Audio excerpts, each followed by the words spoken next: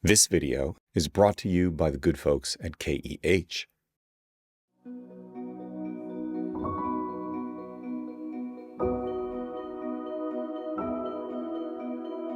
Hey everybody, I'm Hugh Brownstone for Three Blind Men and an Elephant.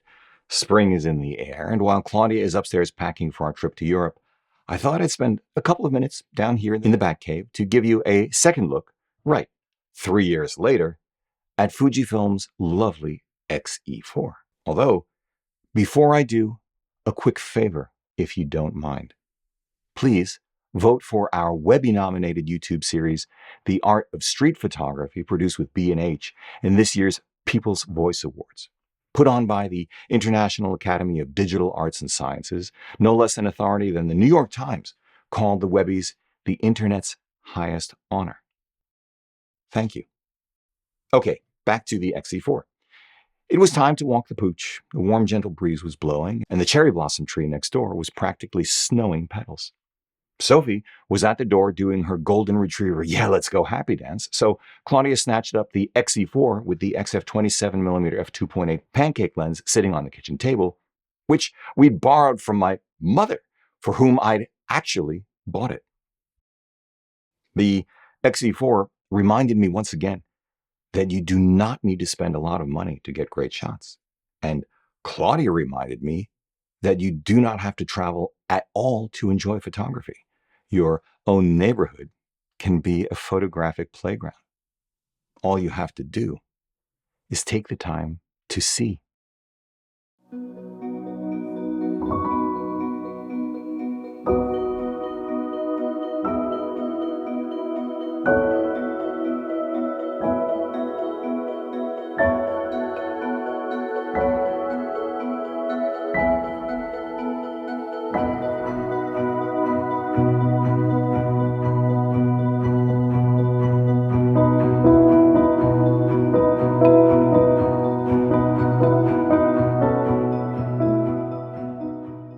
Three years and many full-frame and medium-format camera reviews later, the X-E4, call it an interchangeable lens EVF-only version of the brilliant X100V, is shockingly small and light. This was Claudia's very first time with it, and her appreciation for those characteristics only grew as we continued along our walk. It was easy to shoot. The images she reviewed as we went along looked lovely, and when she learned that the X-E4 only has a 26-megapixel sensor, she was even more impressed. Fabuloso, in fact, was what she actually said. That about sums it up. Pretty much 3 years to the day after I first reviewed the X-E4 and called it the best balanced rangefinder-style APS-C hybrid on the market. I'll put a link down in the show notes below to that video. For me, the judgment still stands, save for the fact that it has sadly been discontinued. Still, every now and again, they do show up on the used market, another testament actually to owner satisfaction, and KEH's website is a great place to keep an eye out for one.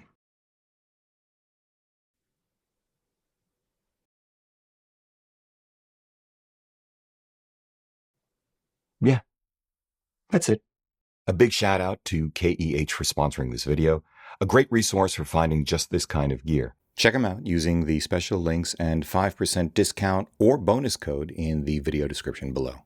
Thank you, KEH. If you like what you've seen here today, please give a thumbs up, subscribe to the channel, join the conversation in the comment section below because this is an exceptional audience. If you'd like help with a portfolio review, gear selection, finding or honing your artistic voice, sign up for a one-on-one mentoring video call via Zoom at .com/booking. Please consider supporting our work by using the no-cost-to-you affiliate links down below, sending us coffee money via PayPal, or most especially, joining us on Patreon, links down below as well. However you choose to support us, as always, we thank you for it.